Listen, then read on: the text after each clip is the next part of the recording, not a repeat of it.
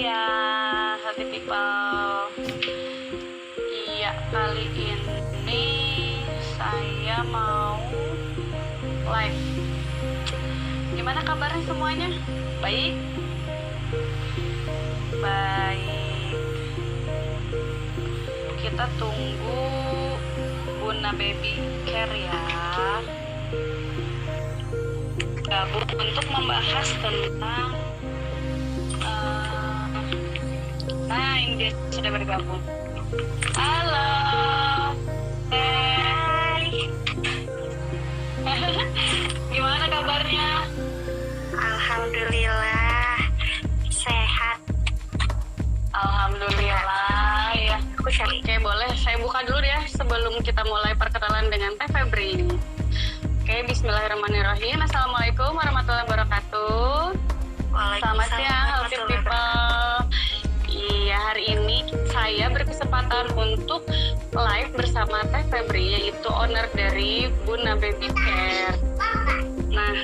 Nah, kita kali ini akan membahas tentang red flag dari tumbuh kembang anak. Secara ya, apalagi emak-emak gitu kan, kadang-kadang kalau lihat anak tetangga yang udah bisa ini itu dengan usianya yang sama, itu suka ada perasaan khawatir gitu Teh.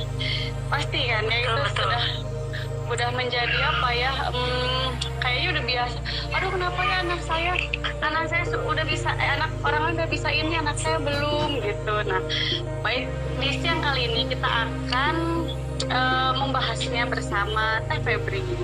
Oke, baik, pertama sekarang saya persilakan kepada Teh Febri untuk memperkenalkan dirinya dulu, karena tak kenal maka tak sayang.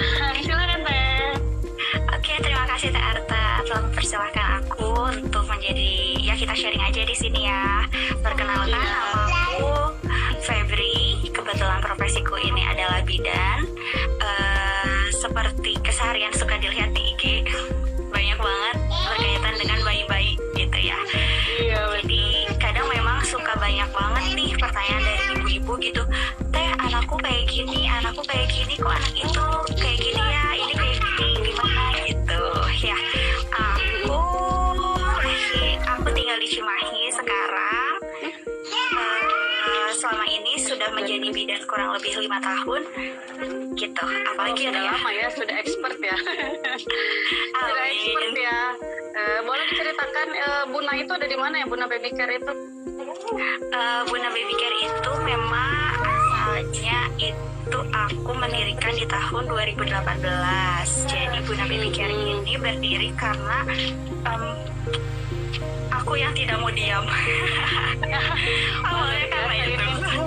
Jadi memang tidak mau diam, pengennya kesana kesini gitu, nyari kesibukan yang bermanfaat. Akhirnya terbentuklah Bunda Baby Care gitu.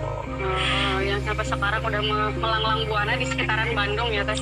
Oh, amin. Ya, kita muter-muter aja di rumah ke rumah. Iya. Oke, segitu mungkin perkenalannya ya Teh ya. Baiklah.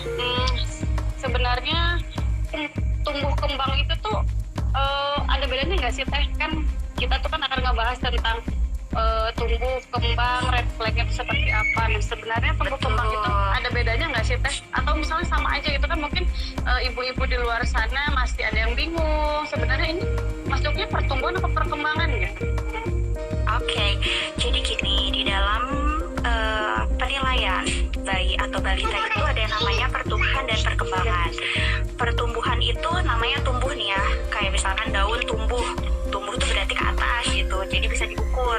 Kayak misalkan fisiknya dia tahapan pertumbuhannya tinggi, terus panjang badan, lingkar kepala, itu masuknya pertumbuhan. Kalau perkembangan namanya tuh berkembang, berarti berkembang itu adalah kemampuan ya secara struktur dan fungsinya gitu. Jadi struktur dan fungsinya itu misalkan berkembangnya anak, kemampuan bicaranya, terus kemampuan kasarnya, kayak misal dia bisa jalan atau enggak, kayak gitu. Itu perbedaan yang harus dipahami dulu. Jadi setiap anak bisa pasti tumbuh, tapi perkembangannya itu yang harus lebih diperhatikan gitu. Oh gitu. Jadi kalau mungkin kalau perkembangan itu lebih ke kayak bukan kasat mata ya. Maksudnya diukurnya tuh mungkin ada observasi mungkin ya Teh ya. Kalau Betul. perkembangan, ya kalau misalnya mungkin kalau pertumbuhan kan kelihatan nih anak makin besar nih, makin tinggi lah, makin gendut Ya, lah. Kalau misalnya perkembangan kan ibaratnya ibunya harus jeli gitu ya Teh ya mungkin ya. iya. Kalau misalkan dia pertumbuhan itu kan udah jelas nih, anaknya 1 bulan panjang sekian, lahir panjang sekian. Kalau misalkan perkembangan memang harus lebih jeli, karena di mana kita itu bisa melihat anak, misalnya, oh kenapa ya anakku 3 bulan belum tengkurap. Nah, itu maksudnya perkembangan anak bisa tengkurap kayak gitu.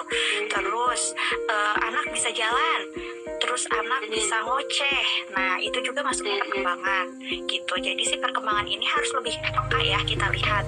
Jadi biar perkembangannya bagus itu harus distimulasi itu.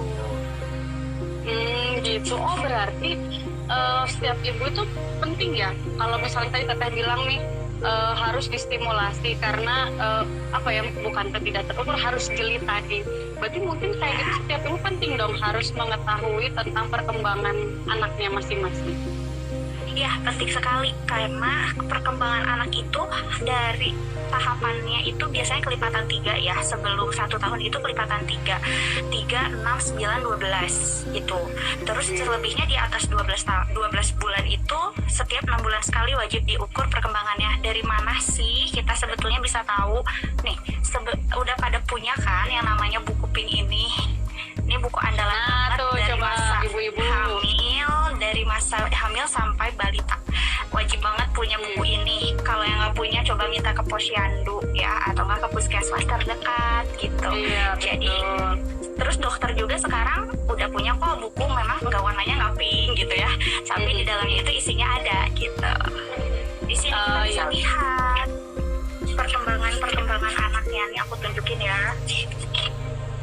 Misalnya, kelihatan deh, semoga kelihatan kan? Kelihatan Teh. Nah ini pada umur 3 bulan, bayi bisa apa gitu kan? Di sini misalnya bayi bisa ngangkat kepala tegak ketika tengkurap, tertawa. Ini di sampingnya itu ada checklistnya. Nah nanti itu di checklist kolom-kolomnya itu. Ini pegangan untuk ibu. Ini secara rangkumannya seperti ini. Nanti ketika satu kolom yang tidak terisi, misalnya dia tidak bisa nih si bayinya di satu kolom ini, misalnya bisa dia anak 3 bulan, misalnya dia tidak bisa mengangkat kepala tegak ketika tengkurap. Nah gambarnya seperti ini.